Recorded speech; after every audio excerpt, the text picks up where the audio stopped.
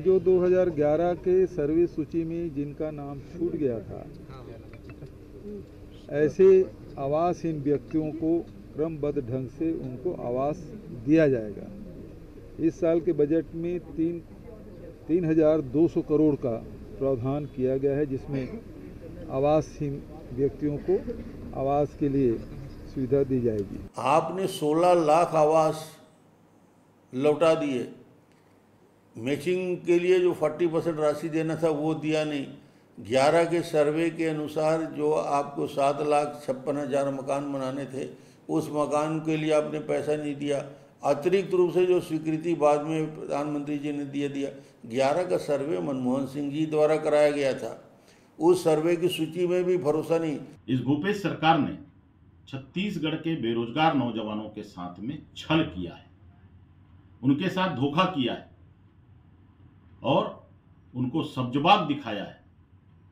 छत्तीसगढ़ के बेरोजगार नौजवान आने वाले इस चुनाव में इस सरकार को अवश्य सबक सिखाएंगे।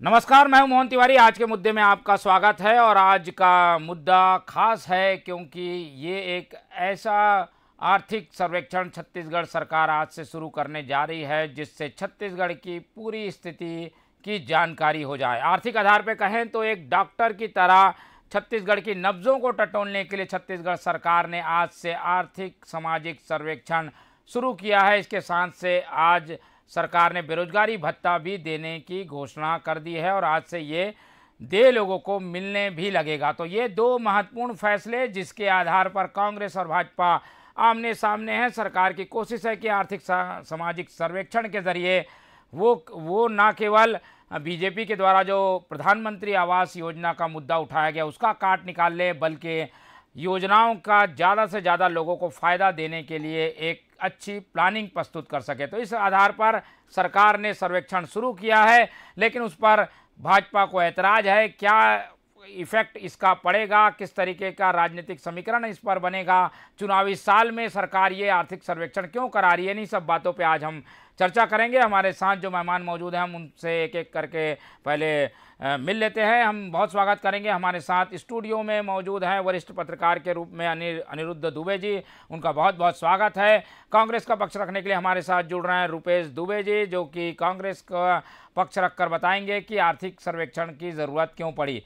भाजपा का पक्ष रखने के लिए हमारे साथ जुड़े हैं निश्चय वाजपेयी जी, जो कि भाजपा की ओर से जो ऐतराज़ आए हैं वो हमारे सामने रखेंगे। तो तीनों मेहमानों का बहुत बहुत स्वागत है और इस चर्चा को मैं शुरू करता हूं। सबसे पहले रुपेश दुबे जी की ओर ही मैं रुख करूंगा, क्योंकि आर्थिक सर्वेक्षण की ज़रूरत मुख्यमंत्री है ऐसा बार बार कहते आए हैं और उन्होंने तो पहले ही साफ कर दिया था कि इससे ये पता चलेगा कि प्रधानमंत्री आवास के लिए कितने लोग और पात्र हैं या कौन और गरीबी रेखा के नीचे हैं, उनके लिए क्या बेहतर किया जा सकता है। लेकिन इस आर्थिक सर्वेक्षण की मूल वजह क्या है, रुपेश दुबे जी बताएंगे। दुबे जी। तिवारी जी नमस्कार। छत्तीसगढ़ सरकार जब से छत्तीसगढ़ में राज्य में पदासीन हुई है कांग्रेस सरकार, तब से आम जनता के लिए निरंतर कार्य कर रही है और उनके कार्यों का लाभ सीधे आम जनता को, अंतिम व्यक्ति के व्यक्तित्व को लाभ प्राप्त हो रहा है। अब चूंकि छत्तीसगढ़ सरकार अपने योजनाओं के माध्यम से आम जनता को लाभ अर्जित करा रही है और तो उनकी आर्थिक स्थिति कितनी सुदृढ़ हुई है, वो किस प्रकार से सक्षम है, उनके घर का रहन सहन क्या है, उनकी रोजी रोटी क्या है, उनके आय के साधन क्या है, उनके पास क्या क्या सुविधाएं हैं, इन सब चीजों को एक पारदर्शिता ढंग से कार्य करने के लिए आर्थिक सर्वेक्षण का जो कार्य कराने का कार्य प्रारंभ की है, इसमें भाजपा को ऐतराज करने की जरूरत ही नहीं है। छत्तीसगढ़ के लोग किस प्रकार से रह रहे हैं, उनकी आय के साधन क्या है, उनकी सुविधाएं क्या है और किस प्रकार से वो जीवन यापन कर रहे हैं, ये बात इस आर्थिक सर्वेक्षण से सबके सामने क्लियर हो जाएगा। इसमें एक शासकीय सेवक है, आंगनबाड़ी की कार्यकर्ताएं हैं, मितानिन बहनें हैं जो स्थानीय स्तर पर काम करती हैं, उनके साथ में जब सर्वे होगा और वो सर्वे आएगा तो निश्चित रूप से एक डाटा छत्तीसगढ़ सरकार के पास आ जाएगा और उसके बाद हमको और किस दिशा में काम करके आर्थिक स्थिति को किस प्रकार से आम जनता को सुदृढ़ करना है, इसमें छत्तीसगढ़ सरकार और कार्य योजना बनाकर कार्य करेगी। केंद्र में बैठी भाजपा की सरकार 2011 से जनगणना कराने में कोई रुचि नहीं ले रही है। बार बार मुख्यमंत्री भूपेश बघेल जी मांग कर रहे हैं, उसके बाद भी ये स्थिति बनी हुई है। तो ऐसी स्थिति में केंद्र सरकार की जो नाराजगीपूर्ण निर्णय बोले या अनदेखा निर्णय बोले, उसके कारण हम छत्तीसगढ़ की जनता को उनके लाभ मिलने वाले लाभों से वंचित नहीं कर सकते। इसलिए माननीय मुख्यमंत्री भूपेश बघेल जी ने यह महती आर्थिक सर्वेक्षण की जो कार्य योजना प्रारंभ की है, वो आने वाले दिनों में मील का पत्थर साबित होगा। जी चलिए, ये तो रहा कांग्रेस का पक्ष, लेकिन इसके पीछे की जो कहानी जिसे बीजेपी देख रही है उसका जवाब वाजपेयी जी से लेंगे। लेकिन वाजपेयी जी से मेरा सीधा सवाल है, निश्चय जी, इस तरीके के सर्वे के पीछे एक तरीके से लोगों के मन में ये भावना जगाना है कि भाई आपको आने वाले समय में सरकार ये चीज़ें दे सकती है जो आपके पास नहीं है, ये कहा जा रहा है। और प्रधानमंत्री आवास वाला जो कार्ड है उसे एक तरीके से काटने के लिए ये सर्वेक्षण किया जा रहा है। आप लोग इस सर्वेक्षण को लेकर किस नज़रिए से देखते हैं? इस सर्वेक्षण को किस नज़रिए से आप लोग देखते हैं? मोहन भाई, मैं यहाँ थोड़ा दूर हूँ, मेरी आवाज आ रही है? जी जी, आ रही है। देखिए, मूल विषय ये है कि ये जो आर्थिक सर्वेक्षण है, ये जनता की आंखों में धूल झोंकने का एक प्रयास है जो असफल ही रहेगा। मूल बात ये है कि अभी जो सर्वे होगा उसमें आगामी योजनाएं बनाई जाएंगी। ये सरकार तो अभी अपने अंतिम दिन गिन रही है, लेकिन पिछले 4.5 साल में जो काम किए जा सकते थे, जिन गरीबों को हित और उन हितग्राहियों को लाभ पहुंचाया जा सकता था, उनको केवल इससे वंचित रखने का काम इस सरकार ने किया। प्रधानमंत्री आवास योजना के विषय में हमने देखा है कि 2011 के आर्थिक सर्वेक्षण के आधार पर जिन लोगों को पात्रता थी, ऐसे 18 लाख लोग, और उसके बाद 2016 में जो राज्य सरकार ने सर्वे कराया था, उसके आधार पे करीब 8 लाख लोग, इनको मकान मिलने की, प्रधानमंत्री आवास में मकान मिलने की पात्रता थी। उस सर्वे के आधार पर इनको मकान दिया जा सकता था, मगर राज्य सरकार ने अपना राज्यांश नहीं दिया। और मुख्यमंत्री जी ने तो बड़ा ऐसा स्टेटमेंट दिया था कि प्रधानमंत्री आवास में हम गरीबों को मकान क्यों देंगे। इन्होंने जानबूझ के उसको अटकाने का काम किया। दूसरा, इन्होंने वादा किया था कि हम बेरोजगारों को भत्ता देंगे। जिस दिन से सरकार आई उस दिन से भत्ता देना चाहिए था। इन्होंने अभी जो है विधानसभा के पटल पर रखा कि छत्तीसगढ़ में 18,79,126 बेरोजगार हैं। ये आंकड़ा तो सरकारी आंकड़ा है ना। इनको रोजगार भत्ता ना देना पड़े, बेरोजगारी भत्ता ना देना पड़े, उसकी काट के लिए इन्होंने इस तरीके का ये सर्वे कराने का काम अभी किया है। इनकी मंशा साफ नहीं है। इन्होंने वादा किया था कि हम बुजुर्गों को 1,000 रुपए की पेंशन देंगे। इन्होंने 1,000 रुपए की पेंशन का 1 रुपए भी नहीं दिया। अब ये सब बहानेबाजी के लिए सर्वे करा रहे हैं। कुल मिलाकर के ये एक सब्ज ख्वाब दिखाना चाहते हैं, या जो पाप इन्होंने किए हैं उसमें पर्दा डालना चाहते हैं। जो सर्वे सूची में आंकड़े एकदम स्पष्ट हैं, सरकारी आंकड़े स्पष्ट हैं, उनको दुर्भावना से उन गरीबों का हक छीनने का काम इस सरकार ने किया है। और ये इस तरीके के जो धूल झोंकने की इनकी कोशिश है, ये जनता के सामने एकदम स्पष्ट है और इससे कोई लाभ इनको होना नहीं है। मगर बेचारे अपनी कोशिश कर रहे हैं। इनका पाप जो है वो इनको लेके डूबेगा, ये एकदम तय है। जिन प्रधानमंत्री आवास के हितग्राहियों के मकान अधूरे बने हुए हैं, वो बेचारे सब पात्र लोग थे। उनको उनके हक से वंचित करने का काम भूपेश बघेल जी ने कोई हिडन एजेंडा भी देखते हैं क्या इस सर्वे को चुनाव के पहले लॉन्च करने के पीछे? क्या लगता है, एक तरीके से कांग्रेस तो घर घर जाने की कोशिश कर रही है सरकारी तरीके से, कोई हिडन एजेंडा भी है क्या आपकी नजर से? इनके यहाँ चाहे वो हिडन एजेंडा हो चाहे जो हो, उसका कुल काम ये है कि जो पात्र लोग हैं उनको उनका हक नहीं लेने देंगे। जो हमारे बेरोजगार भाई 18,79,126 पंजीकृत बेरोजगार हैं, सरकार के आंकड़ों में, स्वयं सरकार के पंजीयन कार्यालयों में उनको बेरोजगारी भत्ता न देना पड़े, ये इनका हिडन एजेंडा है। जिनको पात्रता 2011 और 2016 के सरकारी सर्वे में है, उन लोगों को मकान न देना पड़े, ये इनका हिडन एजेंडा है। और इसके साथ साथ मतलब बुजुर्गों को इनको पेंशन न देना हो, किसानों को पेंशन देने का वादा किया था इन्होंने, किसानों को पेंशन न देना पड़े, ये खुशहाली दिखा करके और उन पात्र लोगों का नाम काटना चाहते हैं। काम तो ये कर नहीं सकते अभी, 3 महीने बाद तो जो है वो आचार संहिता लग जाएगी 3-4 महीने में। तो ये तो केवल सर्वे करके लोगों की आंखों में धूल झोंकना चाहते हैं और अपने एक विज्ञापन चलिए जी। छपवाना चाहते हैं बस। चलिए, आपकी बात आ गई है, हम दुबे जी की तरफ रुख करते हैं। वरिष्ठ पत्रकार हमारे साथ मौजूद हैं। अनिरुद्ध जी, ये दोनों पक्षों को आपने सुना। एक ऐसी योजना जो कि देर से सही लेकिन लाई गई है, कोशिश ये है कि एक पूरी तरीके से छत्तीसगढ़ राज्य का एक्सरे करा लिया जाए ताकि पता चले कि कहाँ पर क्या बीमारी है, ताकि उसका इलाज कराया जा सके। इस नज़रिए से कांग्रेस इसको देख रही है, लेकिन बीजेपी का कहना है कि चुनाव के पहले लोगों तक जाने का, उनकी भावनाओं को जगाने का ये की कोशिश है, जिससे राजनीतिक लाभ कांग्रेस को मिल सकता है। जी देखिए, क्या है कि एक्सरे करवाने की बात और बीमारी की बात आप जो बोल रहे हैं, तो जहाँ तक मैं समझ पा रहा हूँ, आज मुख्यमंत्री जी ने कहा तो 2011 की सर्वे सूची में नाम जो छूट गए ऐसे लोगों का जो है सर्वे होगा। और हमने मकानों के लिए 3200 करोड़ का प्रावधान रखा है। ये ठीक है, मोहन जी की 1 से 30 अप्रैल तक के अभी ये सर्वे चलेगा ग्रामीण क्षेत्रों में मोबाइल एप्लीकेशन के द्वारा। एक तो क्या है कि ये अवधि मुझे मतलब थोड़ा सा मुझे लगता है कि क्या ये 1 महीने में हो पाएगा, क्योंकि छत्तीसगढ़ अपने आप में बहुत बड़ा है, क्षेत्रफल की दृष्टि से भी और आबादी की दृष्टि से भी। और दूसरी बात यह है कि जहाँ तक कि बीमारी की बात आपने जो कही, तो अब ये है इसका उपचार, वक्त कम है, सारी चीज़ें हैं। तो उस हिसाब से देखिए कि चुनाव, अभी आचार संहिता की भी बात हो रही थी, तो ये जहाँ तक कि सितंबर में आचार संहिता भी लग जाएगी अगर कि हम उसको माने, तो 6-7 महीनों में कितना क्या हो पाएगा ये एक बहुत बड़ा प्रश्न चिन्ह है। लेकिन एक चीज़ इसमें ये गौर करने लायक बात है, बात सिर्फ मकानों की हो रही है। उनका ये कहना है कि विभिन्न जन कल्याणकारी योजनाओं का भरपूर लाभ हम लोगों को दे सकें, इसके पीछे सर्वे कराने की मंशा है।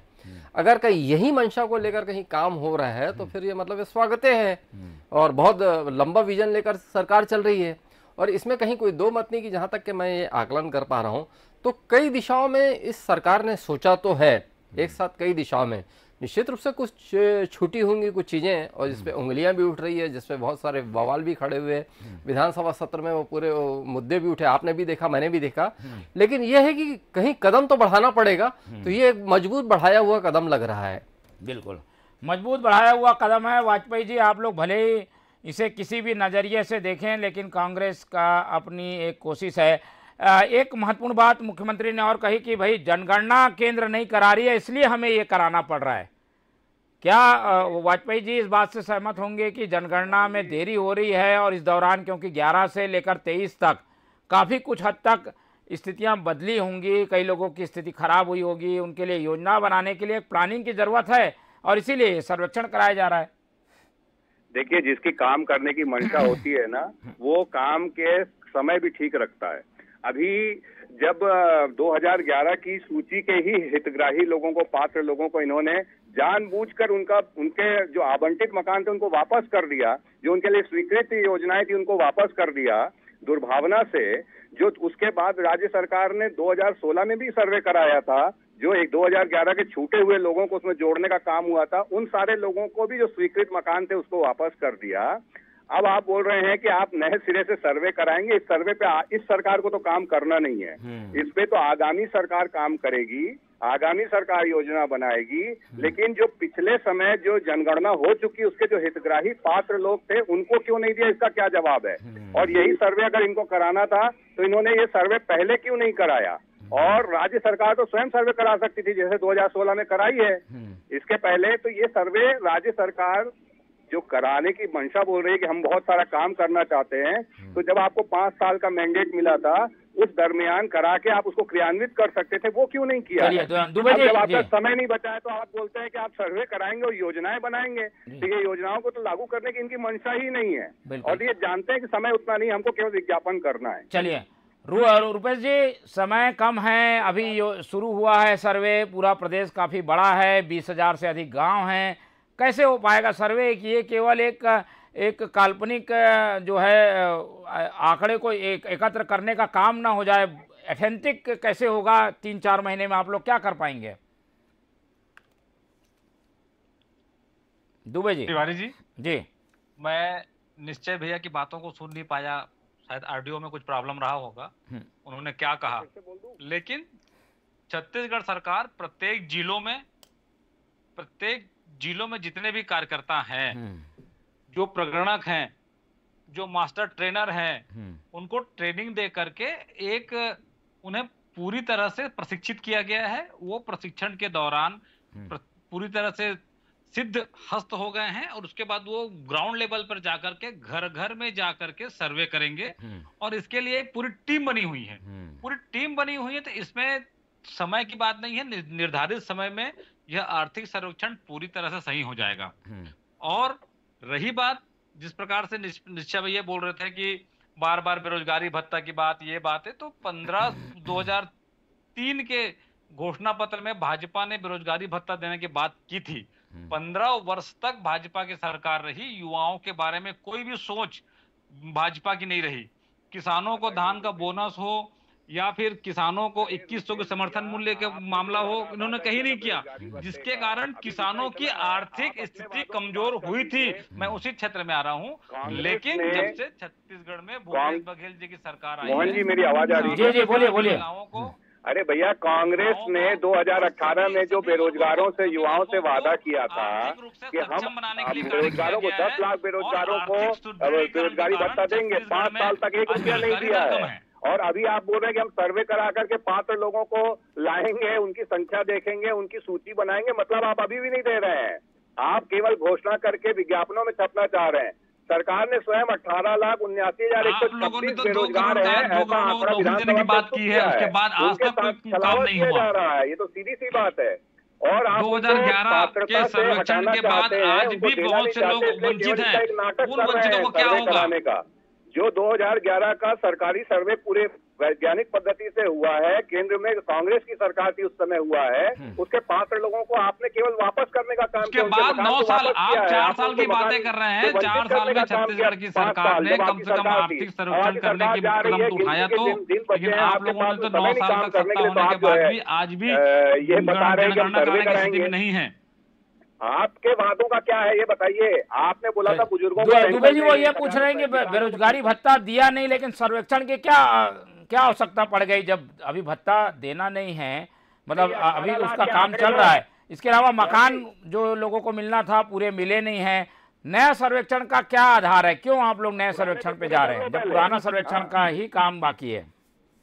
और ये क्या इस आंकड़े को झुटलाते हैं क्या कि 18,79,126 बेरोजगारों का जो आंकड़ा इन्होंने दिया है विधानसभा में, स्वयं उसको झुटला रहे हैं क्या ये? चलिए बताइए दुबे जी। रोजगार कार्यालय में जितने पंजीयन हैं और उन पंजीयन के जो पात्र हितग्राही हैं, बेरोजगार हैं, उनके बारे में वो जो क्राइटेरिया है बेरोजगारी भत्ता का, उसमें जब पात्र होंगे तो निश्चित रूप से उनको बेरोजगारी भत्ता मिलेगी। तो क्राइटेरिया बनाया गया है उनको अपात्र करने के लिए। वो तो बेचारे पात्र हैं, वो तो हकदार हैं। आपने रोजी रोटी हेतु क्या आय के साधन है, उनके परिवार के संबंध में जानकारी घर घर जाकर के उपलब्ध कराएंगे। उन्हें उनके परिवार में कितने कौशल शिक्षित है और तमाम तरह कितने इनकम टैक्स आयकर। चलिए आपकी बात आ गई दुबे जी के रुका कर लेते हैं। दुबे जी, क्या ये सर्वेक्षण मकान के लिए जो हितग्राही आंदोलन कर रहे हैं या विरोध कर रहे हैं, या बेरोजगारी भत्ते की जो लोग आस लगाए बैठे हैं, उनका ध्यान भटकाने के लिए है क्या? देखिए, जहाँ तक कि मैं समझ पा रहा हूँ, इसमें एक चीज़ क्लियर करना था।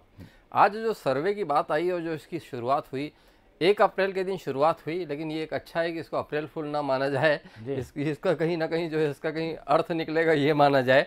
लेकिन बात ये है मोहन जी कि इसमें ये कहा गया कि आवास के अलावा जन कल्याणकारी योजनाओं का फायदा मिलेगा। तो इसमें क्या है कि जब अगर कहीं आप इतना बड़ा एजेंडा लेकर आ रहे हैं तो एकदम ये क्लियर होना था कि कौन कौन सी जन कल्याणकारी योजनाओं का इस सर्वे से लाभ मिलेगा, उस चीज़ को क्लियर किया जाना चाहिए था, जहाँ तक कि मैं समझ पा रहा हूँ। और दूसरी बात यह है कि आज बेरोजगारी भत्ते की बात हो रही है तो ये इनका वादा था पूरा किए, स्वागत है और धन्यवाद। लेकिन इसमें एक चीज़ ये भी था कि जिनका 2 साल पहले रजिस्ट्रेशन हुआ रहा हो उन्हें बेरोजगारी भत्ता मिलेगा, चाहे वो 12वीं पास हो, चाहे B.Com पास हो, BA पास हो, मतलब स्नातक हो। और इसमें ये जहाँ तक कि सोचा जा सकता था और ये किया भी जा सकता था कि अभी जो जितने भी बेरोजगार हैं, चाहे वो 12वीं वाले हों, चाहे स्नातक हों, जिस लेवल के भी हों, उनको भी इस श्रेणी में शामिल कर लिया जाना चाहिए था। मतलब एक तरफ तो जो है मतलब उत्साह का दौर है, तो दूसरी तरफ जो है कहीं किन्हीं कारणों से चूक गए। कई बार जो है आदमी बहुत सारी चीज़ों में फंसा रहता है, उलझा रहता है, कहीं कोई कुछ चूक गया हो तो उसमें कहीं ना कहीं निराशा और हताशा भी पैदा हो पा रही है, हो गई है। कि अरे हम वो करवा नहीं पाए, उसके बहुत सारे कारण हैं। देखिए अभी जो है कि तिल्दा, अभनपुर, रायपुर जिले की बात कर रहा हूँ मैं, क्योंकि मैं रायपुर में रहता हूँ, तो कहाँ से कितने कितने लोग वहाँ पे जो रजिस्ट्रेशन करवाने के लिए पहुँच रहे हैं, जबकि वो जान रहे हैं कि उनको अभी फायदा नहीं मिलेगा, क्योंकि उसमें साफ है कि 2 साल पहले जिनका रजिस्ट्रेशन था उनको फ़ायदा मिलेगा। लेकिन कुछ इसमें थोड़ा सा जो है सहूलियत देनी थी, थोड़ा सा मतलब ये है कि वो लचीलापन थोड़ा सा सरकार को दिखाना था, और इसमें उन लोगों को भी शामिल किया जाना चाहिए था। मतलब थोड़ा सा इसकी अवधि और बढ़ाए जाते और जो है एक समय देते कि आप इतने समय में जो भी हैं 12वीं पास और जो भी स्नातक लोग हैं वो अपना रजिस्ट्रेशन करवा लें, और इस अवधि से बेरोजगारी भत्ता शुरू होगा। ये कुछ ऐसी चीज़ें अगर नहीं करते तो निराशा और हताशा उन लोगों में नहीं पनपती जो किन्हीं कारणों से छूटे रह गए। जी चलिए दुबे जी, ये सर्वेक्षण जो है उस पर ये भी सवाल उठ रहा है कि भाई पहले जो सर्वेक्षण के आंकड़े हैं उसी पर पहले काम कर लिया जाता, फिर नए काम करते, इसलिए इस पर इसकी क्या ज़रूरत है? एक एक करके जवाब ले लेंगे। दुबे जी पहले आप बता दीजिए, फिर वाजपेयी जी से फिर सवाल करेंगे। देखिए, पूर्व में जो सर्वे हुए हैं उसमें जो वंचित हितग्राही हैं जिनके नाम छूट गए हैं उनको भी लाभ मिले, इस पुण्य सोच के साथ माननीय भूपेश बघेल जी ने ये आर्थिक सर्वेक्षण की जो प्रारंभ की है। इस आर्थिक सर्वेक्षण से उनके आर्थिक दशा के बारे में जानकारी मिलेगी और उन्हें हितग्राहियों के उस सूची में शामिल किया जाएगा और शासन की योजनाओं का उन्हें लाभ दिया जाएगा। इसके संकल्पित मन से काम कर रहे हैं, लेकिन भाजपा बार बार ये अपने निकम्मेपन को छुपाने के लिए, छत्तीसगढ़ सरकार जब कोई कार्य प्रारंभ करती है, किसानों के 20 क्विंटल धान में भी इनको पीड़ा होती है, अब आर्थिक सर्वेक्षण कर रहे हैं उसमें भी पीड़ा होती है। ये भाई आम जनता के लिए भूपेश बघेल सरकार की ये महत्वाकांक्षी योजना है और महत्वाकांक्षी कार्य है। इसमें कार्य होने दीजिए। इसमें निश्चित रूप से छत्तीसगढ़ का सर्वहारा वर्ग, अंतिम व्यक्ति तक के लाभ मिलना तय है और ये मील का पत्थर छत्तीसगढ़ के विकास में साबित होगा। चलिए वाजपेयी जी, कांग्रेस के दावे तो बड़े बड़े हैं, आप लोग इंतजार क्यों नहीं करते इस सर्वेक्षण की रिपोर्ट आने के बाद? उसके आधार पे आप लोग मांग करते भाई सर्वेक्षण में ये आई है, ये खामियां, इसे ठीक किया जाए। आप लोग पहले ही सवाल उठा रहे हैं। देखिए मैं आपको ये बोल रहा हूँ, सर्वे तो जो कराए उससे वो एक अलग विषय हो गया है। यहाँ पे तो जो पुराने सर्वे के आधार पे हितग्राही थे उनका हक क्यों छीना, उनके लिए काम क्यों नहीं हुआ, जिनका कि प्रधानमंत्री जी ने वहां से स्वीकृत करके भेजा, जिनका कि वहां से मोदी जी ने बोला गरीब का मकान बन जाए, उनको क्यों वंचित किया 4 साढ़े 4 साल तक? अब जब समय नहीं बचा तो ये सर्वे करेंगे बोल रहे हैं। मैं ये जानना चाहता हूँ, 10 लाख का आंकड़ा इन्होंने अपने घोषणा पत्र में दिया था, तो वो क्या सर्वे करा के उसका 5 साल बाद सर्वे कराएंगे? ये 10 लाख बेरोजगार की संख्या का इन्होंने भी तो सर्वे करके जन घोषणा पत्र किया होगा ना। और 18,79,126 बेरोजगार है, ये खुद ये जब विधानसभा में बोल रहे हैं तो क्या ये उसको खारिज कर रहे हैं? क्या कांग्रेस सरकार ने 2011 में जो यहाँ सर्वे किया था उसको ये खारिज कर रहे हैं? और उसके आधार पे जो हितग्राही हैं उनको क्यों नहीं दे रहे हैं? इसका और परिस्थितियां बदल गई है वाजपेयी जी, 11-12 साल हो गए ना भाई, इसलिए तो फिर से जरूरत पड़ रही है। वही मैं कह रहा हूँ, वो 11-12 साल में जो 2011 की सूची के वंचित थे उनको तो प्राथमिकता से आप दे दीजिए, तो उसके बाद 2016 में सर्वे हुआ उनको तो दे दीजिए, उसके बाद आप और लोगों को, वंचित लोगों को देने की बात करते। अनिरुद्ध भैया कह रहे थे कि और भी जन कल्याणकारी योजनाएं हैं जिनके बारे में कोई खुलासा नहीं किया। खुलासा अनिरुद्ध भैया ने इसलिए नहीं किया है कि इनके ये तो मुख्यमंत्री जी स्पष्ट तौर पे उन्होंने भी उल्लेख किया, तो प्रधानमंत्री आवास योजना का उल्लेख किया, क्योंकि भारतीय जनता पार्टी ने बड़ी दमदारी से इस मुद्दे को उठाया कि हम गरीबों का मकान ये बनने नहीं दिया है, इसके खिलाफ भूपेश बघेल की ईंट से ईंट बजा देंगे, गरीबों को मकान दिलाएंगे। और भारतीय जनता पार्टी स्वयं उसने संकल्प लिया है कि 16 लाख गरीबों को मकान दिलाया जाएगा, जिनका इन्होंने हक छीना, जिनके मकान बनने नहीं दिए, जो वापस किए हैं। उसके दबाव में ये इस तरीके की एक राजनीतिक नौटंकी कर रहे हैं, सच्चाई यही है। चलिए, राजनीतिक नौटंकी बीजेपी करार दे रही है, लेकिन इसके पीछे एक और ये बात भी सामने आ रही थी कि जातिगत क्योंकि जनगणना नहीं होगी, इसलिए लेकिन आर्थिक सामाजिक जो सर्वेक्षण होगा उसमें एक तरीके से जातियों को भी आइडेंटिफाइड कर लिया जाएगा। दुबे जी से समझ लेते हैं, क्या ऐसी कोई स्थिति आप देख रहे हैं कि जाति कितनी है और किस जाति का कौन है, ये जानने के लिए भी सर्वेक्षण का इस्तेमाल किया जाएगा? और एक तरीके से छत्तीसगढ़ में क्या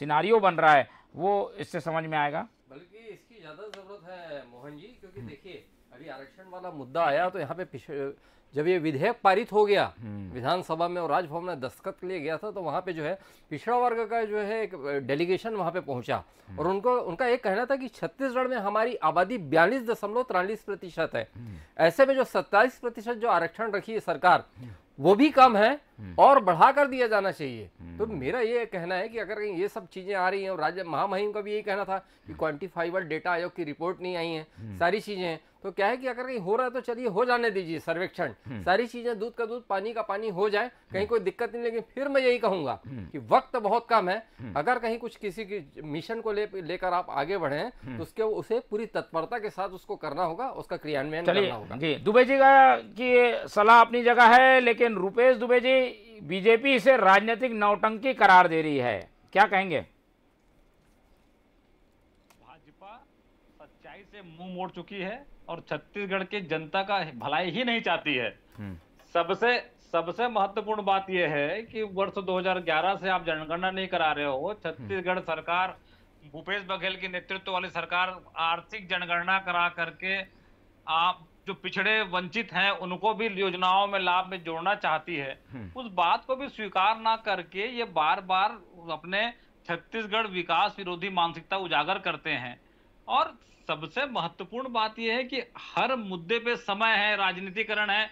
अरे जब जैसा जैसा समय आएगा तब तब वैसा वैसा निर्णय लिया जाएगा और भूपेश बघेल जी का प्रत्येक निर्णय छत्तीसगढ़ राज्य को भारत के मानचित्र पर स्थापित करने वाला निर्णय हुआ है और ये निर्णय भी भारत के मानचित्र पर स्थापित करने वाला निर्णय होगा और अन्य राज्यों को इस आर्थिक सर्वेक्षण की जो डाटा मालूम होगा, जानकारी आएगी और जिससे छत्तीसगढ़ विकास की ओर तीव्रता से बढ़ेगी, वो अन्य राज्यों के लिए भी ये अनुकरणीय होगा।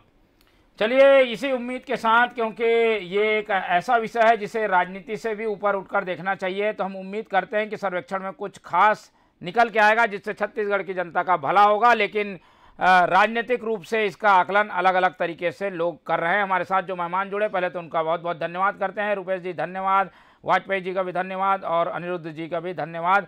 और हम उम्मीद करते हैं कि आर्थिक सर्वेक्षण छत्तीसगढ़ की आर्थिक और सामाजिक विकास के आईने के रूप में सामने आए, जिससे हम ये पता कर सकें कि हमारे को और कैसे बेहतर होना है, कैसे सजना संवरना है। तो छत्तीसगढ़ का विकास बेहतर हो, उसका आंतरिक रूप से उत्थान हो, इन सब बातों के लिए जो सर्वेक्षण किया जा रहा है उसे राजनीतिक नज़रिए के बजाय एक आर्थिक वैज्ञानिक नज़रिए से देखने की ज़रूरत है। आज की चर्चा में इतना ही। आप लोग देखते रहिए TV24। मुझे दीजिए इजाज़त। नमस्कार।